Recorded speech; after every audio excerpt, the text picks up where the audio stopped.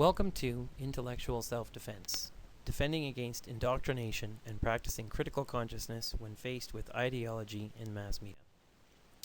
Noam Chomsky and Edward S. Herman's propaganda model describes how mass media acts as an agent of propaganda.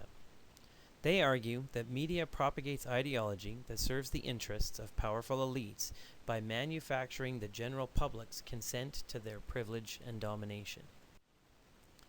In the movie The Matrix, the main character has to choose between taking a blue pill, which will lead to his continued complacent perception of a false reality, and taking a red pill, which will act to open his eyes to the actual reality that he lives within.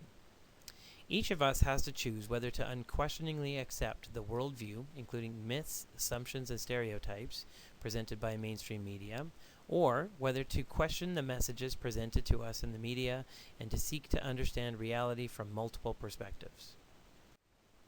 The general population doesn't know what's happening, and it doesn't even know that it doesn't know. Noam Chomsky.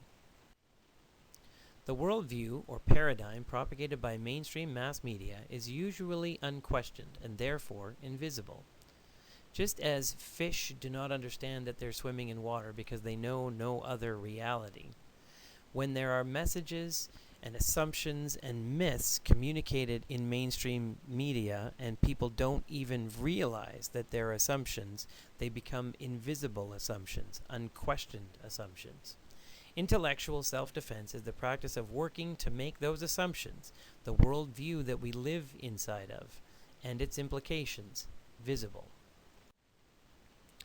The set of lenses through which you view the world have a profound impact on how you perceive social relations and events that take place in the world. Your worldview filters reality, and it can distort how you see the world and how you understand current events. Media messages serve to impact your worldview in profound ways. They help to create your understanding and the set of lenses through which you view the world.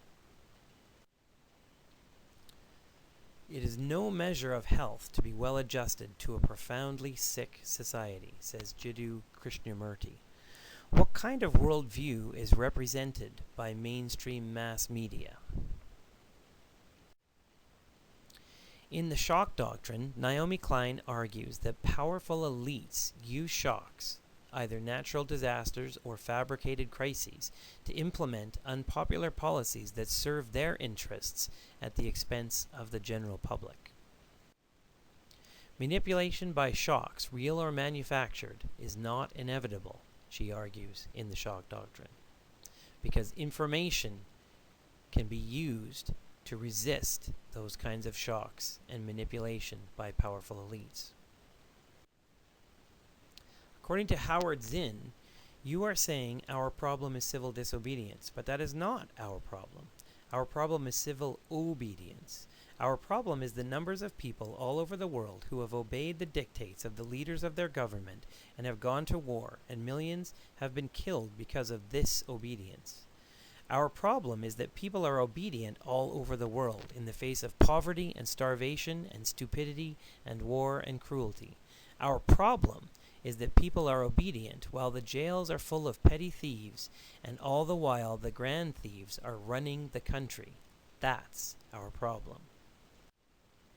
Instead of allowing media messages to arrange the furniture of your mind, you can use critical consciousness to arrange it for yourself. This is intellectual self-defense.